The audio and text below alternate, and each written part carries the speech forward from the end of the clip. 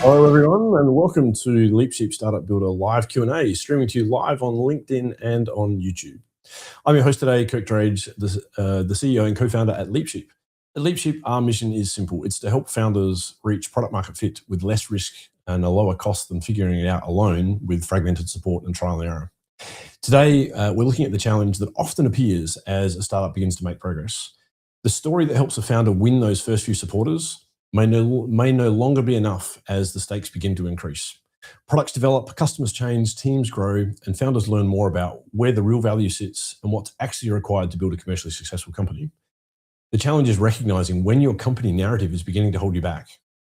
By the end of today's conversation, you should have a much clearer picture of how to diagnose what's changed in your business, and when rewriting your website pitch or sales material is a good thing for you to focus on. As we go, drop in your questions in the chat on LinkedIn or YouTube, and we'll bring those in during the show. Now, have we got an amazing guest for you today? Sarah-Jane Kurtini, or SJ as she likes to be known, is the founder of Pitch Slap Me, a positioning and go-to-market narrative advisor to startup and scale-up founders. She works with founders when their positioning has become difficult to explain, helping them turn what is in the founder's head into a clearer story that customers, investors, and internal teams can understand and repeat. SJ previously co-founded Tinybeans, taking the company from 2 people in Sydney to a public listing on the ASX. She later founded Pitch Slap Me, an AI-powered tool that gives founders direct feedback on their pitch and helps rewrite their unclear positioning. The work extends beyond just changing the words. It reaches into positioning, product strategy, go-to-market decisions, and helping companies to clarify what they do, who it's for, and why it matters. SJ, welcome. It's absolutely fabulous to have you on the show. That was a really nice intro. Good to be here. How have you been? How's your week been? Not too bad, you? Awesome. Tell us about your background. You've got this amazing background with Tinybeans. So you've been on the whole journey of the startup journey. You started back in, I think, 2014 or thereabouts, 2012, 2014, something like that? 2011. I'm really dating myself now. Wow. So you've seen a lot, experienced a lot, done a lot. Tell us a little bit about that journey. What was that like, building that company? It kind of came out of nowhere. So my background is not in tech or startups. It very much is now. But prior to 2011, my background was like marketing and advertising. I'd worked in agencies in London and then moved to Australia in 2009 with 2 little kids, and wasn't ready to go back to full-time work And there's a reason I'm saying this. This is kind of how the Tinybeans thing happened. And I remember saying to a friend of mine who worked in an agency at the time, like, oh, I'd love a little bit of like part-time work, keep my brain like in it. Be great if it was something I could do at home when the kids are napping at nighttime. And she came back to me a couple of weeks later and she was like, I'd love you. We're doing some projects at the agency. We'd love it if you'd be a community manager. And I was like, what? I didn't even know what that was, right? This is like 2009, like this, 2010. This stuff like wasn't normal. She was like, yeah, basically we need you to like share content that like will appeal to parents and we'll pay you to Facebook. Pay me to Facebook? Wild, right? Cool, but I'll do that. And so did that for a bit. And I think because not many people were doing like branded content on Facebook. It was just when, you know, channels were starting to come out. I started to get a bit of a name for doing it. Like I was all these really glamorous accounts, like it was like McLean's toothpaste, Mum's toothpaste, Glad Wrap, Paddle Pop. So just had this like whole portfolio of brands wanting to talk to mums on Facebook. But it was good. So and it was great for me at the time. And it was great because it led to Tinybeans. So my co-founder, Stephen, had come up with the idea for Tinybeans. His son, his eldest son, was had a few speech delays. And the original idea for Tinybeans was this milestone tracker. So a way to like keep on top of your milestones and maybe figure out if there were some delays, what you could do about it. Yeah, fabulous. But what he found was that the same problem that he encountered was that he kind of didn't realize till he could have been ahead of it a little bit more. Was still happening. People were only coming to the website once they realized they had an issue. But at the same time, pardon? You don't know what you don't know. You don't know what you don't know. Like, and at the same time, he'd built an app. His third son was born and he wanted to share pictures with his family. He knew he was too lazy to do a blog. He didn't want to put them on social media. So he built this little app because that's the kind of guy he is. And he wanted to learn how to build apps because this was kind of like a new territory, and built this little app that shared a picture of his son every day. And what he saw was that was what the daily engagement was. That maybe if you can get people in a platform daily, you can build this like permission to then ask for more information about milestones. And that. So Tinybeans became the combination of the two. Wow. And he spoke to a guy who was my husband's old flatmate in London that Stephen knew, and was like, would love you to help me build this out. He couldn't do it for a whole heap of reasons, but he was like, I think what you actually need is someone to help you market this, who knows how to talk to parents. You should meet my friend SJ. And met Stephen for half an hour. Loved the idea. I wanted it for my kids, especially with my family being back in the UK. And literally after half an hour, I was like, I'm in.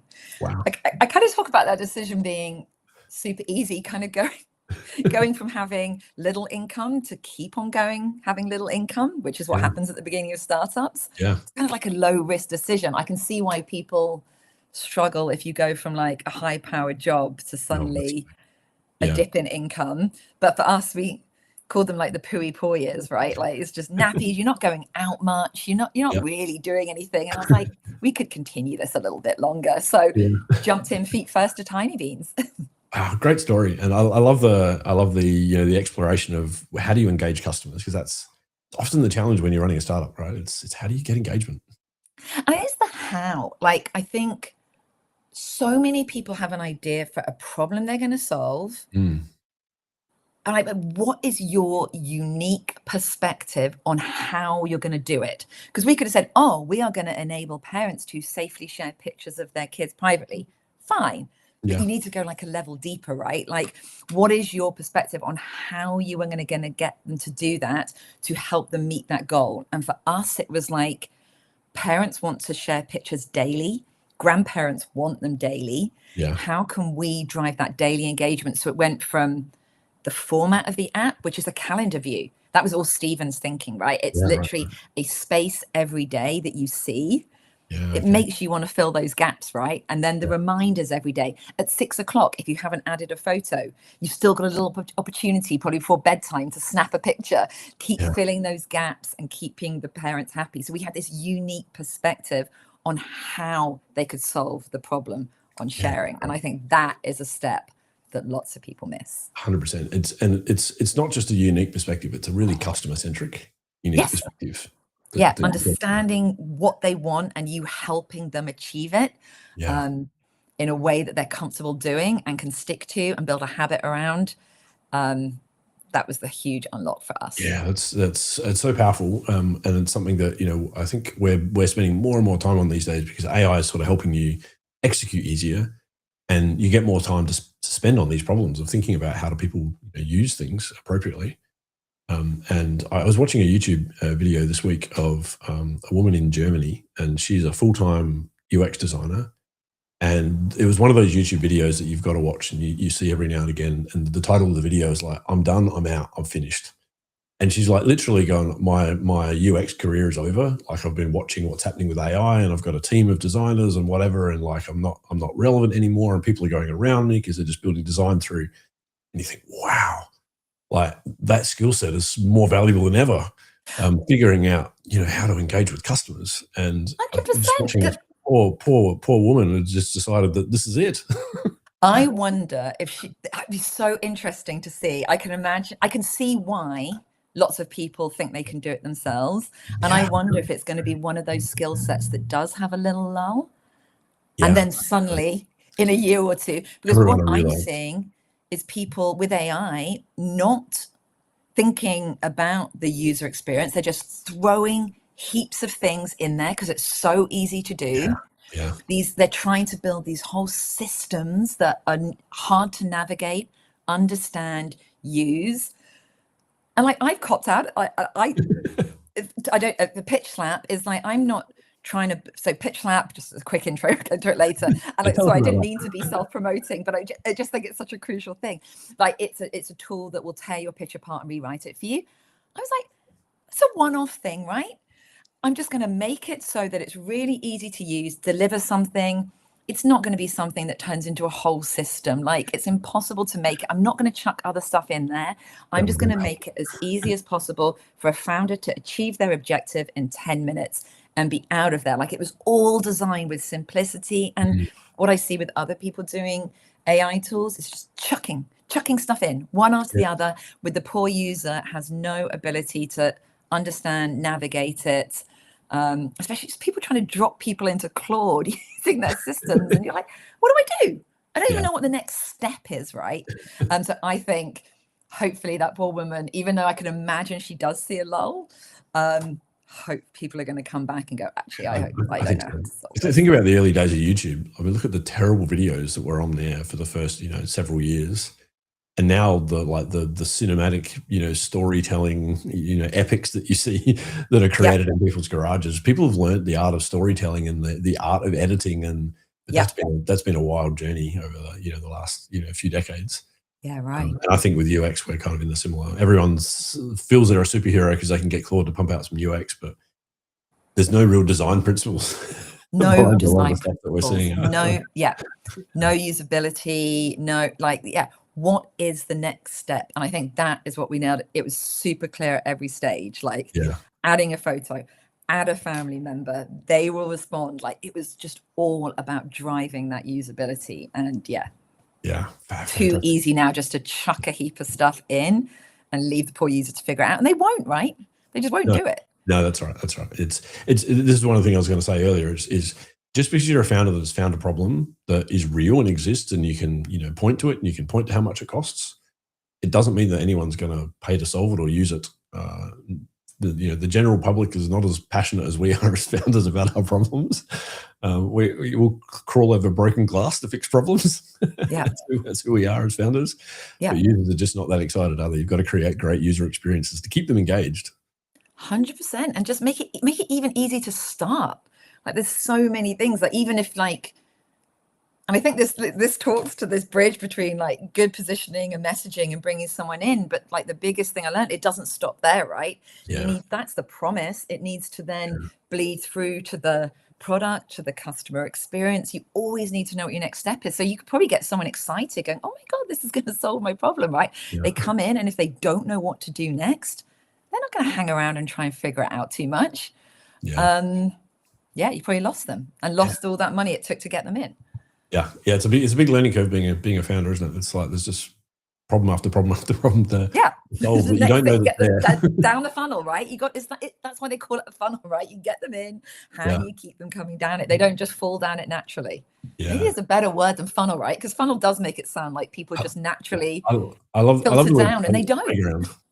Daniel Priestley uses the word playground. You've got to, particularly in the early stages of the funnel, you've got to give your customers a playground so they can go to different, they don't want to be led through a journey that they're not in control of. They want to have agency and go between the different equipment and play on it. And eventually I love they're that. happy to Who's walk. that? Daniel Priestley. Daniel Priestley, yeah. I haven't heard that. That's interesting. Yeah. So funnel makes it sound like they naturally just. Yeah.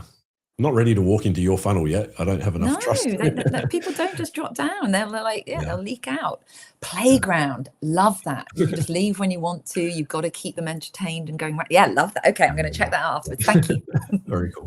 So I'm really curious to ask you about your jump to the US. How did that occur? I think that's a really interesting thing. Like Australia's, such a great market to start in. But I'd love to hear about how you ended up in the US and what that story was like.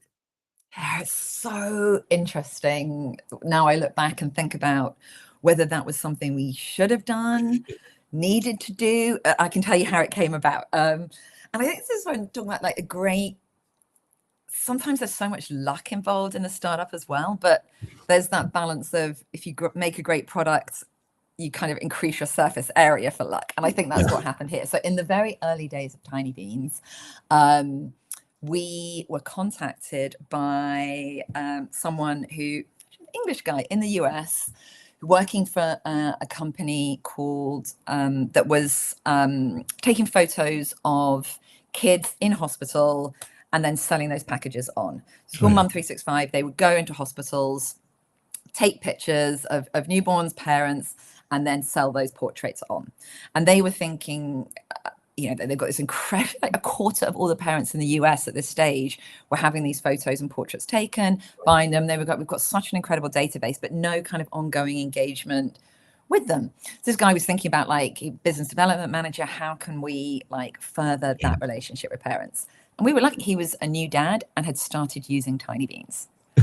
Loved it, excited about it, reached out to us saying, love what you guys are doing. This is what's going on with me. And Mum 365 would love to have a conversation. And that is what's so great about being an early stage company with an incredible tech founder like Stephen, that when they talk about their problems, we're like, well, we can build something to integrate with you. So what actually ended up happening was every parent in the US who had their pictures taken on Mum 365, when they bought those packages, those digital photos were being transferred to Tinybeans, starting an account and starting their journey. So we had like the very first pictures of their kids and then encouraging them to build on. So we built the whole integration. They were a much more established company, took longer to move. We're like, we'll take the bulk of that like development, or Stephen did. And I worked on the user journeys, the messaging to those parents. How can we bring people into our ecosystem? And soon we would get like hundreds of thousands of like users coming into Tinybeans, predominantly in the US. And so that's just where our market share like naturally grew. Most of our users were. And so when it came to after we listed and had raised funds that way, it was like, how do we grow? And we were all in on the US because the other side of our business was selling, was B2B.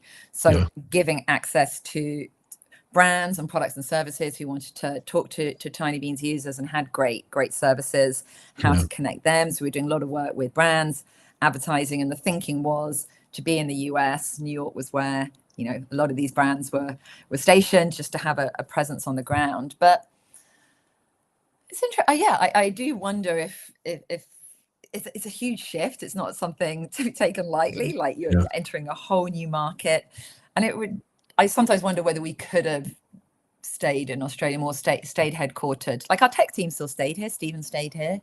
How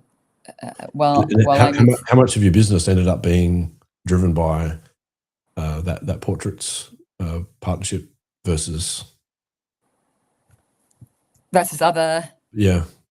Yeah, I mean, they were huge. Like the partnership lessened over time, but it was just like the huge lion's share at the beginning, right? Like Yeah, we were right, super right. dependent on it, and then had to figure out how not to be so dependent on it, right? Yeah, You need yeah, like other channels. So that was a huge challenge. But yeah, it was really pivotal to our growth. Probably like the biggest factor. yeah. Wow, wow. Um, but yeah, it's like the US so fragmented, like so many companies scattered all over. Like we Yeah. probably could have been somewhere less expensive than New York. The US is like 50 separate countries, right? Right. Yeah. Right. And so, seeing so many people going to Austin, things like that, that there are so many different options. But, we made the choice at the time, worked for us in so many ways, like more partnerships, more brands. But it was a big shift. Like it was a big Yeah. shift, like moving there, for our family moving there. I often talk about that side of it, like that. I think like lots of people can talk about like incorporating in Delaware or all the different tax things you need to take into consideration, but Yeah. shifting a family to a new country, especially when for your partner you're dropping straight into operations, right? Where you're needed, you can hit the Yeah. ground running, whereas getting kids into school and then figuring out what to do on a day-to-day basis, it's hard. Oh, it's really So hard. I Yeah. often tell people to really, really think about that carefully. Yeah, that's the hardest There's a lot thing. to ask of people. It is. I did my international move with Microsoft when I was with them, and the whole international move team, like corporate division international move team kicks in, and they just organize everything, and it's like, wow, I couldn't imagine doing this as an individual human.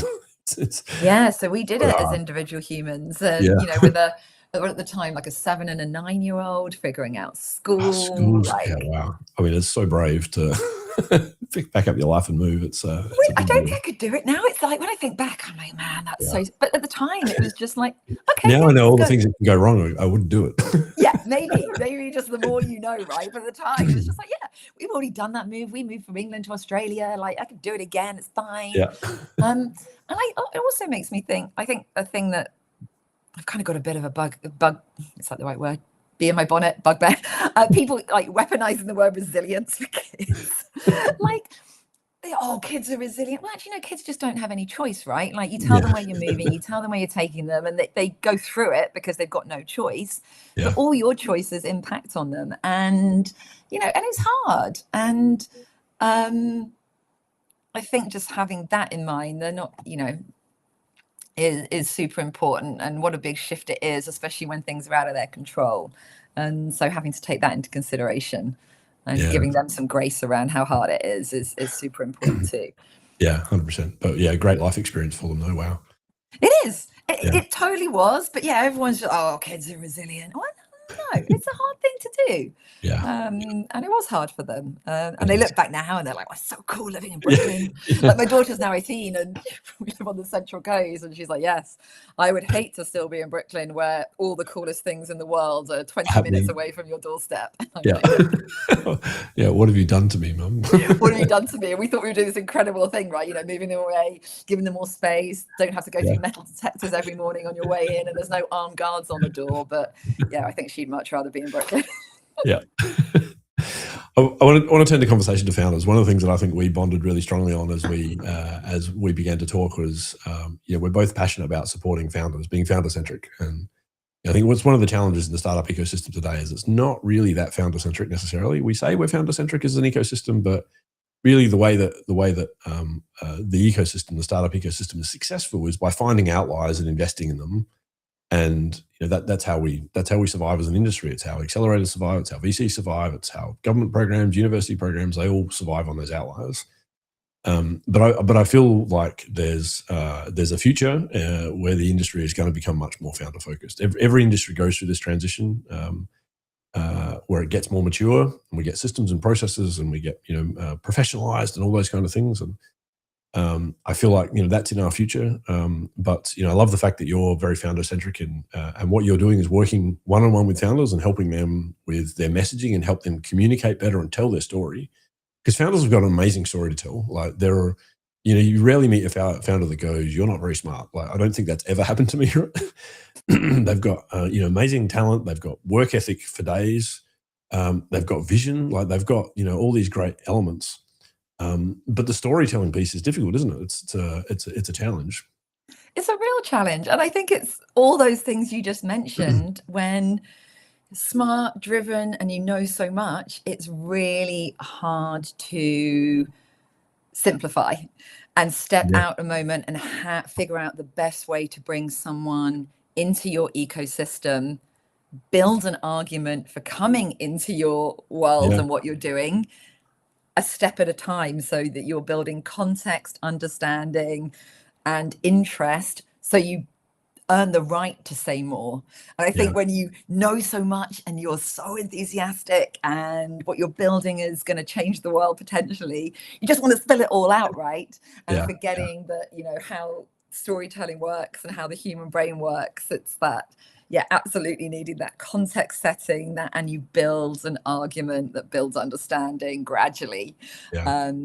That's the key, and it's hard to do. Like it is hard to do. It is hard to do. We were talking before the show that you know, when you're an expert in something, you know, like if you're a world-class roboticist and you've spent years and years and years learning to be world-class at something, you develop language and you develop sophisticated mental models, and that's the reason you're world-class, because you're so expert and you know so much and you're so sophisticated. But that's the very thing that's working against you when you're trying to bring people on the journey that like don't know any of the things that you know.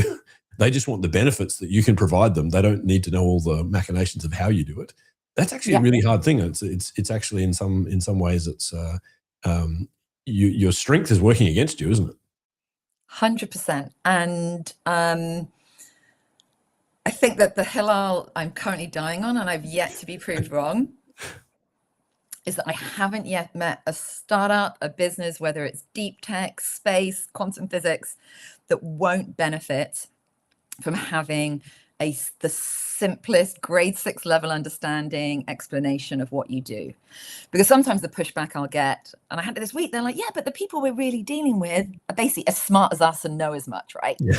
And that might be the case at the very beginning, but as you grow, as you develop, there's going to be any number of stakeholders in your go-to-market strategy, the whole operation, who are still going to want to know, why are we dealing with these people? What do they do? What's the benefit? And so getting the simplest, most human language as a baseline for what you do to then enable you to build on. And if you then figure out you are dealing with like an incredibly smart person who knows your world, you can quickly switch gears, right? Even then, sometimes when people are they just bringing someone in the simplest way possible, then allows them to, oh, right, this is what we're talking about now, right? And then go. I think having that, I call it sometimes pub level understanding. I call it pub positioning, right? Like sometimes the biggest biggest problem in a founder's head, some of the people I talk to, it's not, and it, you know, eventually it leads down to that, like, you know, my customers aren't understanding it, or our growth slowing, or whatever it might be. But they're most annoyed that, like, when I meet someone at a barbecue or in the pub or whatever, they're like, no one understands what I do, right? And so just having that as a baseline, that pub positioning is such a good like entry point to then build upon, and then figure out who you're speaking to and build upon it. But I think it's just crucial to have that for every startup. 100%. And as founders thinking that we're smart people and we should be able to figure it out ourselves, I think that's one of the pressures that we put on ourselves. It's like, well, you know, why would you know how to do that if you've not been trained in that, and if that's not your area of expertise? Why would you know how to do that out of the box? We were talking about this earlier. Even then, like, I would say now this is my area of expertise, right? Like, I'm just day in, day out. Like, I've just started the new StartMate cohort, and not only do I have a team that I'm mentoring, but I've offered like positioning office hours to everyone. So I'm going through the whole cohort. So far this week, I've done like space hardware, another one that's deep in like private equity. So, oh God, sorry, I completely lost my train of thought. What were you saying? What were you saying? You're talking about being able to do it yourself, right? Yeah, and there was a founder, beating themselves up. He was like, now you said it back to me. It's so simple, right? And he was so cross. And I was like, dude, I'm doing this all day long for everyone else. And I do know these frameworks, and this is my area of expertise. But it's really hard to do it for myself still, which is actually even more pressure, because I'm like, oh my God, on my website, it's like, if I'm saying this is what I do, I really need to have nailed it. But I bring in like a group of people to help me do it, because again, I know so much. There's so much going on in my brain about all these things I want to do.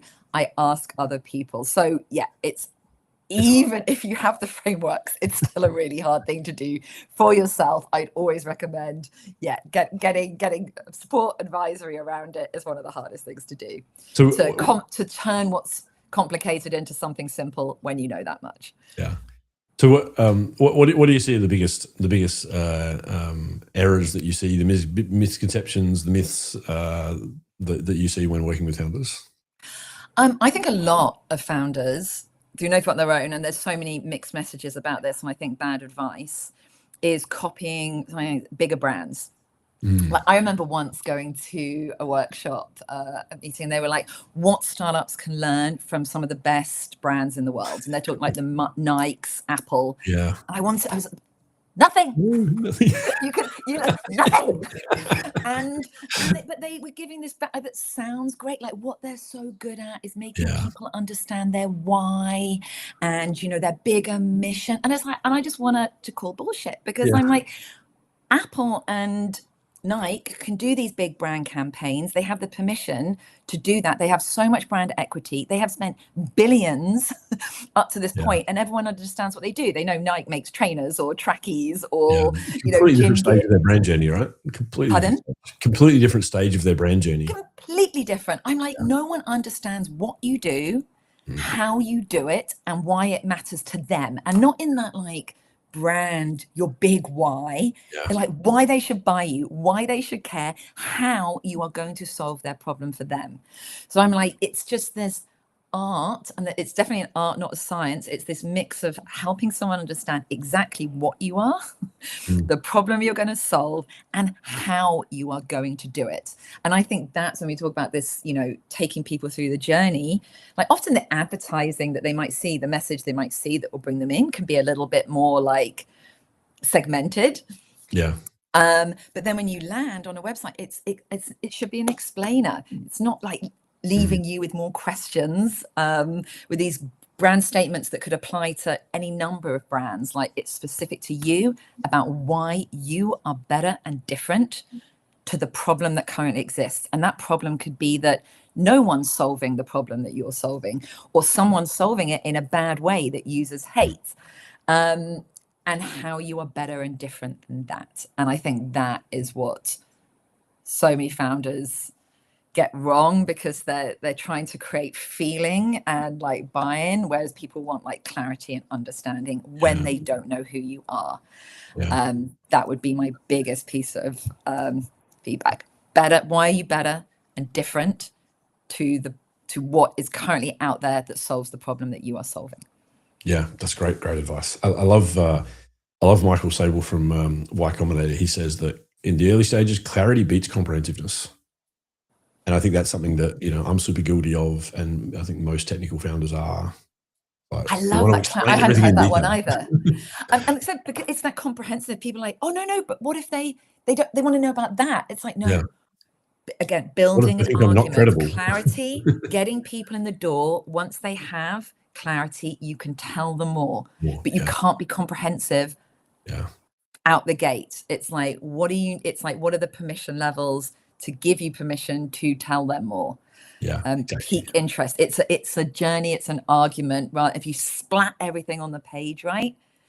People are busy, overwhelmed. There's April Dunford, who's like the queen of positioning. Like, I love her. Wish I was the queen of positioning, but unfortunately, she's already the queen of positioning. She's like, it's really hard to be a buyer. It's really hard to buy. Everyone talks, it's really hard to figure out your positioning, sell it. No, it's really hard to buy. And if you can make it easy and simple and clear for someone to choose you, always wins. People have thousands of options out there. Make it easy and simple for them to choose you and why they should. And you're not going to be for everyone, right? And understanding that. If you are, you're in trouble, aren't you? If you are, you're in trouble, right? Because it's probably just such a broad thing that you haven't piqued that like excitement or like, oh my God, yes. So yeah, remembering that it's hard to buy. How do you make it easy for them? That's really interesting. Yeah, I always say to founders, the first job is attention. You've got to get somebody's attention. But then you've got to be relevant. You've got to immediately demonstrate how you're relevant. If you can't do that simply, people are going to flick past, scroll past, or whatever. Or even if you're face to face talking to somebody at an event, and it's like you were saying earlier, I can't describe my company. No one knows what I do, which is the curse of founders. You've got to demonstrate that relevance in the first, the first 10 seconds. Yep. Yeah. So tell me how did you go from Tinybeans into Pitch Slap Me? What was the moment where you thought, I need to build this tool and help founders? Okay, there's another bit of a journey story coming up here. It was a long tail event. So what probably got me really interested in positioning was us making mistakes at Tinybeans. So at the beginning, it was really easy. I got a brand background. This kind of stuff comes quite naturally to me. So our initial positioning, our go-to-market story, that was pretty easy. And we were a small team. You could make the changes. Didn't really need to worry too much about bringing other people along for the journey in the company. And as we grew, a couple of things happened. We're growing, so you need to everyone in the team to understand where you're going, what your positioning is. Hadn't thought too much about how to do that at this point.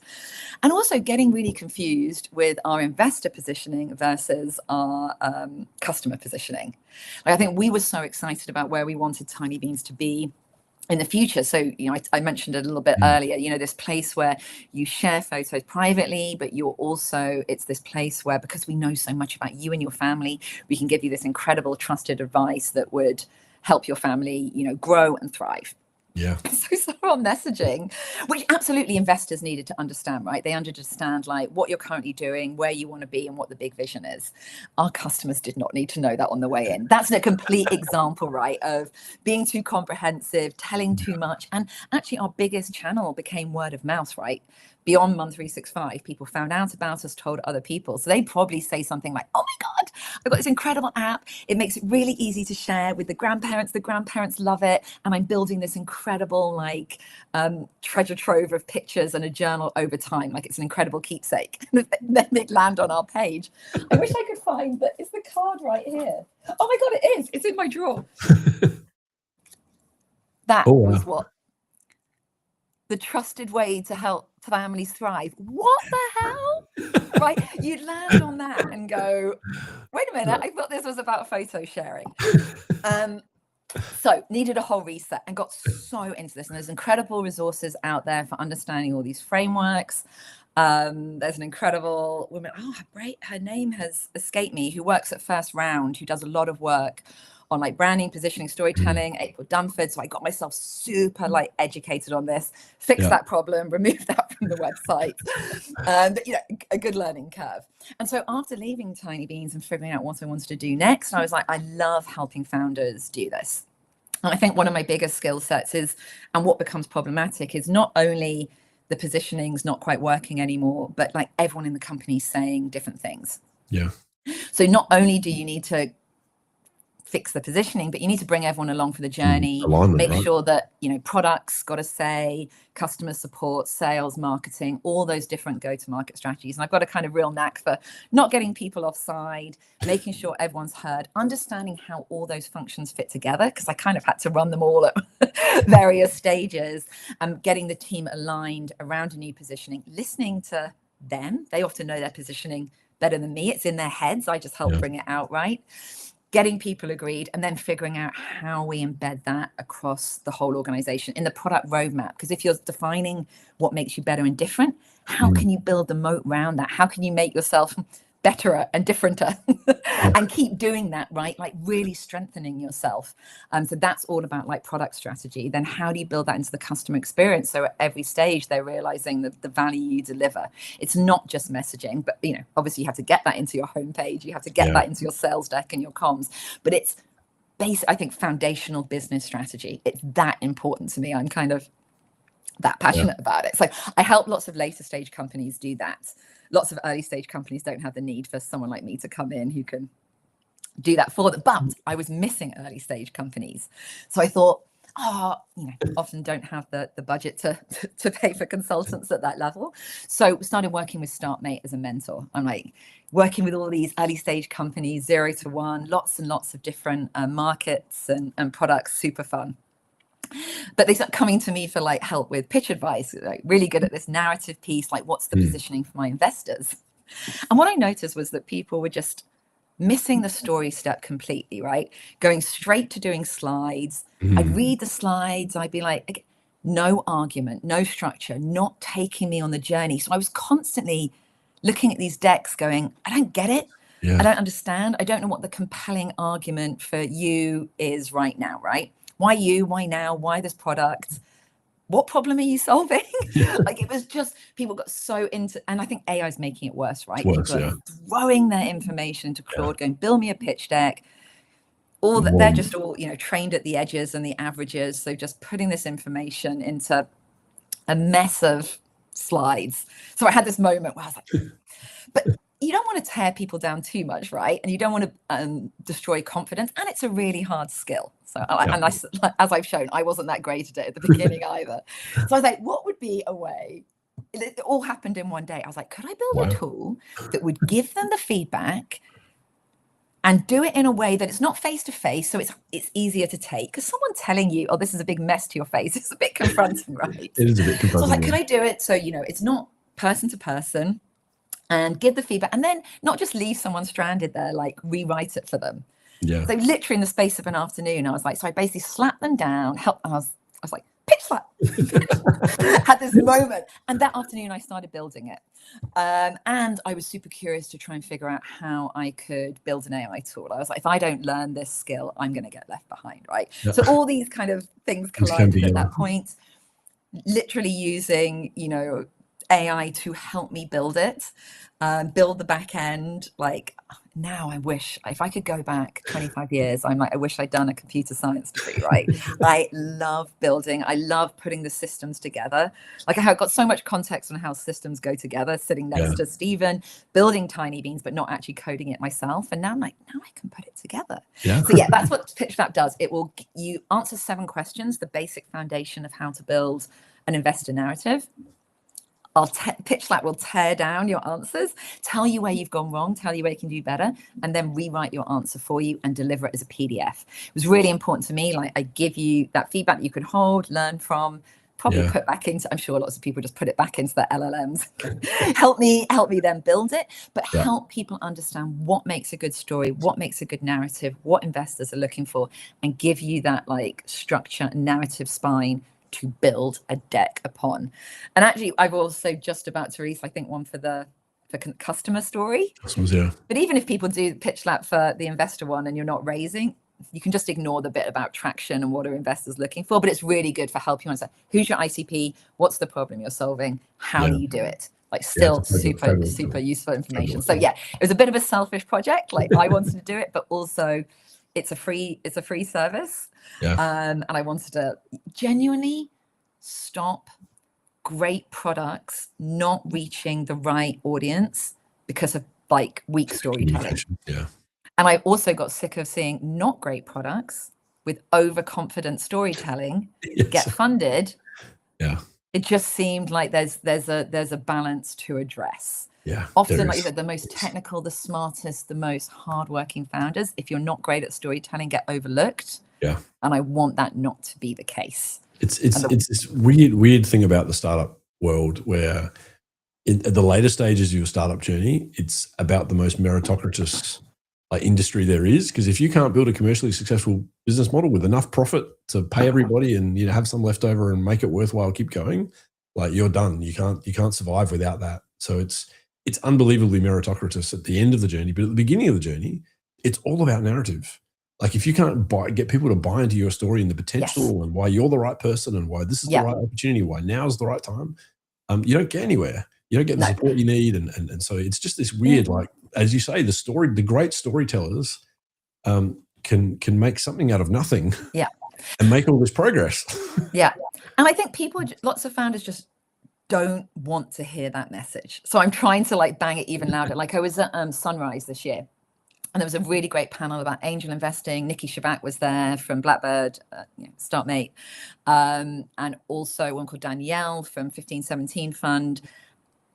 And I think even then they were saying it so clearly, but the message still, people were like nodding along, because they were saying, you know, what do you look like? What do you look for in a great founder? And Danielle started talking about like this dog on a leash energy, right? Which I think people really understand. They're like, you know, founder who's going to go out there, get it done, overcome obstacles. Everyone's like nodding along, like that's really exciting, right? And everyone gets it. That's the kind of founder loads of people want to be, right? You know, smash it, get out there. But then saying actually the other skill, and she talked about it so well, is this skill, like hyperfluency. Like, this is another skill we're looking for, that you can move between talking to like the techiest tech nerd and your grandma. And you can go between those like different like extremes, and you're able to communicate simply. Nikki Shabak, exactly the same thing, like simple, effective communication, but it doesn't get the same nodding as like dog on a leash energy, right? It's not, it doesn't sound so exciting, but he was saying it like, so when people talk about like we're after the founder, it's all about founder fit. They're not just like, they're not just after dog on a leash energy, right? They want strong communicators. And actually, if you're not a strong communicator, you're not even going to get the chance to talk about all the other things you could do. You might not get in the room, right? Exactly. So for me, I want to upskill founders to have this skill, so that they're giving themselves the best chance of success and not like hiding their light under a bushel because of unclear communication. Yeah. And it's something that's it's a founder skill, and it's a company capability that you've got to build, isn't it? So you've got to develop your own skill as a founder of being able to tell the story, and it's not just storytelling, is it? It's about reading the room and understanding who's standing in front of you and adjusting your story based on, you know, that person.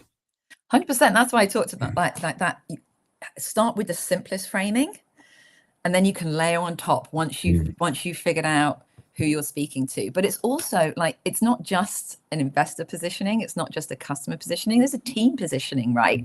Often another thing I try and help unblock, people like founders will be like, I have told my team the strategy so many times, and yet no one seems to get it. And I'm like, mate, because you're not understanding it. Probably because it's like you've done it one town hall. You don't like, you need to keep repeating the same simple strategy. Again, if it was a 20-page document that you presented, then no one's going to get it. Like, it's the same kind of skill. And actually, as a founder, don't think you need to keep finding new creative ways to say the thing. Bore yourself. No one's listening to you as much as you think they are. No one's taking in as much as you think they are. You should be boring yourself with the same simple message time and time and time again, and then maybe people will understand it, right? So let's get this way to decimate the information, the information through the company. And that should be like, all your team should be like, what are we trying to achieve this year? One sentence, right? Not, well, actually, the founder, there's 5 different pillars. Some people need to know at that level, but there should be this company simple understanding of what you're trying to achieve and where you're going at each stage. So again, easy to complicate, easy to put huge decks together, sit people through 80-page presentations. No one's going to remember it. You're lucky if people can remember one thing. A friend actually asked me, she had her first radio interview this week. And she was like, what? She was like, do I have any top tips? I was like, I literally put a Post-it note next to, when I'm in these situations, I haven't got one now because I knew we were just chatting, was I'm like, what is the one thing I want people to take away from this? And try and explain it in a keyword. And then put maybe a 2 underneath. Like, if I've done my job really well, they'll understand 1. If I get lucky and I've taught, they'll understand 2. And maybe 3, and then that's it. Like, so if I ever get lost and rambling, I've got this little Post-it note with like, what's the one message I want people to take away from this? People's brains don't like take in all that information at one time. So I think what comes to mind as you're talking through that is communication is a performance art. You can build a great deck, and you can get signed off by pitch slappers being this is the perfect deck, but you've still got to be able to present it if you're presenting it. And that's a skill that takes time. You're going to make mistakes. You need feedback. You need to, correct. And I think this is one of the things that we don't kind of think about enough as founders. We think that we just develop the skill and we go out and talk to people, but your first 20 investors are probably just practice opportunities to learn to actually. And you need to practice. Like, I'm just saying, and I think that, again, that's what simplicity unlocks, right? If it's an argument, it naturally unfolds. If you're chopping and changing between trains of thought, so if you understand the argument that builds, it's easy to tell. Which is why I say start with story, start with the argument. There's a natural progression. Whereas if you're going back and forth all the time. So the only time I budge from my normal argument is normally it lands with team, right? It ends with team, like, yeah, right. This is what I built. This is, the problem we're trying to solve. No one else has solved it before because of this. This is our solution, traction, and this is why we're the people to do it. Yeah. You've got an incredible record, right? If you've got logos under your name, everyone's going to maybe put that like a bit further forward, right? Because often, investors, it's like sometimes they're just looking for one strong signal, right? Yeah. There's no such thing as a perfect pitch deck. As long as if you could hit a couple of notes, they'll probably take a meeting. Yeah. But there's no harm in trying to get this, in as good as you can do. But yeah, that's sometimes where I'll say, like, you can move that part of the argument forward because, as soon as they see that, they're probably going to take the meeting anyway. Yeah, 100%. I want to take a couple of questions we've got coming in. One thing I wanted to pick up on just before we move off that, which I think is really important, is sometimes we think about this whole positioning thing and developing these narratives as a marketing activity. But you talked earlier about, no, this needs to happen way earlier. This is a strategy. This is about the market you're choosing. This is about the product that you're building. It's also about the marketing. It's really the whole through line of the company, isn't it? 100%.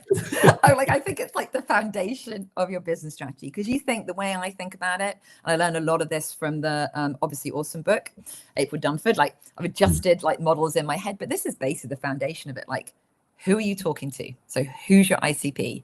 Yeah. Like, what are they currently doing that's problematic for them? How do you solve it? And what are the unique features and the unique feature set that you have that no one else does? Why is that valuable? And what are you? Like, all those things, like, even though they together, they'll ladder up to, being able to translate that into good messaging. It's also, what's your go-to-market strategy? It's your defensibility. It's the moat you're trying to build. It's all those things. So I said, once you've nailed the positioning, which internal process, that's an internal process. A positioning document is just a clear articulation of what makes you better and different and why. You take that, and then you're like, then the marketing department can run with it. How do we bring this into our messaging and bring people into our ecosystem?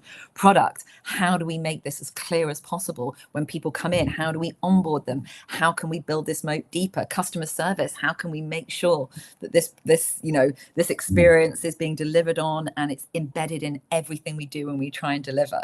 How does it go into our sales materials? It's the foundation for all those pieces. Important. Yeah, it will help so much. It's the biggest unlock, I promise. It is. Like, if there's only one thing that people take out of this conversation, I think for me that would be it. It's I call this design for positioning.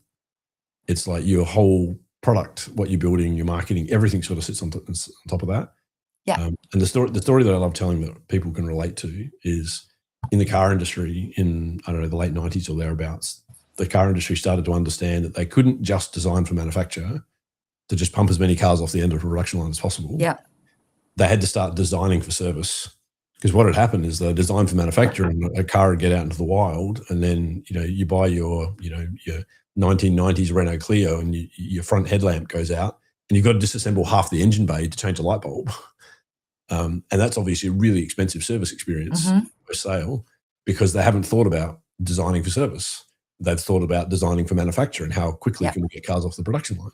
Whereas the car industry learnt that, and now we've got cars with 10-year warranties and fixed price servicing because they're being designed for service. And I think the same applies for founders building products. You need to design for positioning. Yeah, but I think as well, like, understanding it as a process that starts with your customer and who you're after, that shows when you might need to reposition. If that ICP changes, it has a knock-on effect for everything else, right? Because then it would be 100%. A different problem they're experiencing. Or the market changes, and if you're saying the problem is they were using this before, if they're using something else now, you have to position against that. So that's why there's no such thing as set and forget with positioning. It's like if any of those factors changes, like your feature set, like, well, I went through it, right? The user, if the user changes, your ICP, the market changes, if your features change, if the value changes, it all needs to be reworked, right? It's a constant like a reassessment. Like anyone who thinks like, set it, this is our positioning, go, especially when things are moving so fast and changing so much, right? So that's why I try to teach the skill and the understanding, because you're going to want to be constantly thinking about it, how all those things fit together. Yeah, so good. I love the insight. I want to jump to a couple of questions now. We've got Sel from Canterbury. She has asked, what are you seeing as the biggest challenge for founders as they scale, as they begin to scale up? So many. I mean, I covered it with a positioning lens, right? You know, there's bringing team in, and but there's all sorts, like hiring. You know, that's not my area of expertise, but that's why I think positioning is so important, right? You know, I spoke to the message, the positioning for your team, that simple understanding. So I think that clarity of strategy and simplicity of strategy and bringing people along for the journey is so important. So everyone is clear on the direction that everyone's trying to achieve, and communicating that simply and as often as possible, and bringing people on the journey, like where they see things changing, not having people operate in silos, realizing how all these dots are connected. And just, you know, being the founder, it's often your job to do that, how all these different pieces affect the different other parts of the business, and being on top of that. So yeah, that's really challenging. And as the Mark said, one of the biggest factors affecting positioning is how the market changes. And that's it right now as well. Market's changing constantly, and having to be on top of that and making those changes across the whole org. Yeah. Here's a follow-on question, which I think sort of speaks to that point, is our pitch works when the founder delivers it, but the team struggles to explain the company consistently. And this happens as you scale, isn't it? As you start hiring, you know, professional sales teams, and the founder's not doing all the selling anymore. And any advice on how to survive that phase? Yeah, I spoke about it earlier, right? Like that happened to me. I was doing it, and I spoke to, as the team grew, like, and just hadn't done a good enough job of bringing the team along for the journey, explaining simply and easily that there were so many, like we'd often, like, this is our goal. It was too tactical, often what we were, people understanding, and we hadn't given enough context for our decisions and why they're important. So understanding all those different parts of the business and why we're making decisions. So I think that it, like, the founder has all that context in their head, right? And they're often passionate, they've been doing it for years, and you also have a bit of gravitas as a founder, right? 100%.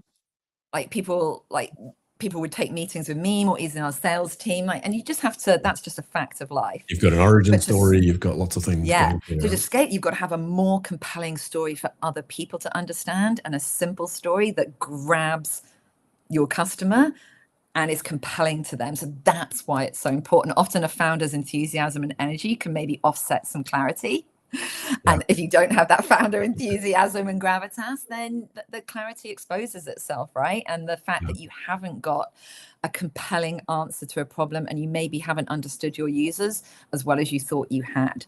So I think it's that, like, really understand the users, the problem they're doing, what they're currently doing.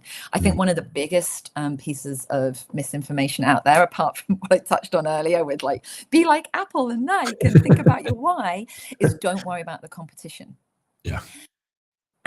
But I want to, like, for us, the competition wasn't for you know, Tinybeans. There were lots of fledgling other apps starting to think about how could we privately share. They weren't our competition. What I mean by competition is what your user is currently doing. So for us, probably the biggest competition was WhatsApp, right? So we weren't trying to, like, knock out WhatsApp.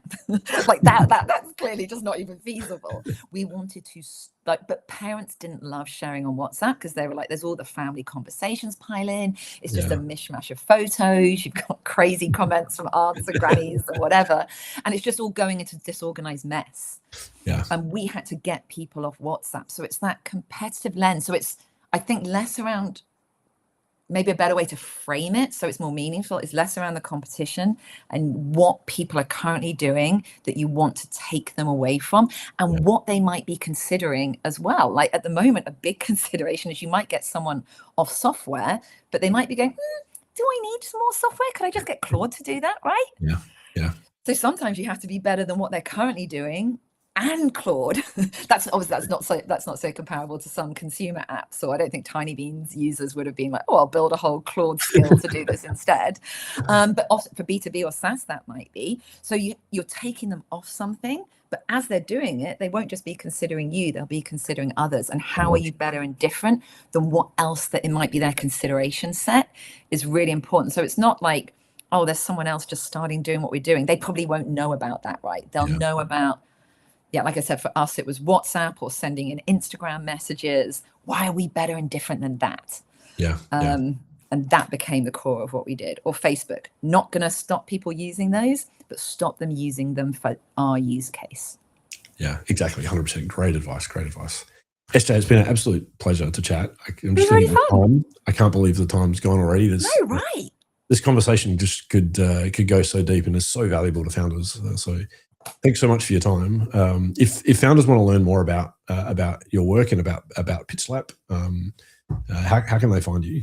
So hopefully PitchSlap's a good example of simple positioning. Says what it does on the tin. It's going to slap you, and then hopefully I've given the permission then for them to be interested enough to say it's also going to do a little rewrite for you. Then go to PitchSlap.me, try it out. Even if you're not like raising money, it's good for your customer story. I might be about to release a little customer one as well, so keep peeled for that. Reach out to me on LinkedIn. Those are the best ways. Fabulous. That's fabulous. You've got one tip for founders. If I'm a founder, staring at my pitch, apart from visiting PitchSlap.me, what's a parting piece of advice for a founder?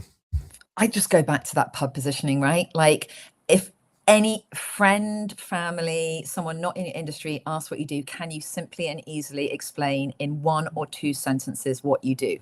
You're not having to change any assets. You don't even think about your homepage. If you can't do that and have someone nodding along and not asking more questions, well, they can ask more questions. You want them to be interested enough to go, oh my God, that's incredible. Like, what about this? Not like, what? And they look blankly at you. If you can't explain what you do without a blank stare, that's the first, easiest, simplest test you can do. Great advice. SJ, it's been an absolute pleasure chatting with you. Thank you so much for your time. It's been, I know you're in demand. You're out presenting tonight again. So thank you very much. Yes. Tech Central tonight, Founder Fridays with Brendan Yell. I think it might have sold out. I'm now a bit nervous. There's a wait list. But yes, if anyone's going to that, I'll see you there. Thanks very much. All right, we'll see you soon, and we'll have to have you on again because I think we need to continue this conversation. Thanks so much, SJ.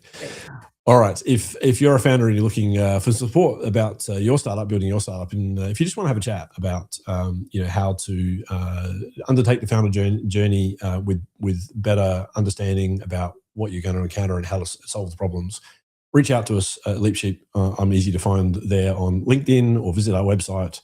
The first thing I always love to do with a founder is just have a chat and just see where you're at. And if LeapSheep is a good fit for you, I can explain how we can help. Or if there's someone that's more appropriate, like SJ, I'll be very happy to introduce you to whoever is more appropriate to solve your problem. We do have something called a Startup Builder strategy session, which is for founders that are looking for more clarity for how to get to product market fit faster and cheaper with less risk. And that Startup Builder strategy session is all about understanding your definition of success as a founder, because not every founder wants to go on the same journey. Some people want to raise capital from VCs, others don't. Understanding your situation, what capabilities do you have today, because they're the capabilities you're going to need to get to your next milestone and get your next set of resources. And what's the business model hypothesis that is going to get you to that success? And then what's the validation path that you need to undertake to best use your resources to unlock those next milestones? We provide you with that validation plan, and we do that all within 3 hours. So if you're looking to turbocharge your clarity and your journey with your startup, take advantage of our strategy session. But as I say, the first thing we do is just have a chat. So reach out for a chat. So that's the show for this week. Thanks very much for joining, and I look forward to welcoming you on the next show with our next guest. Thanks very much.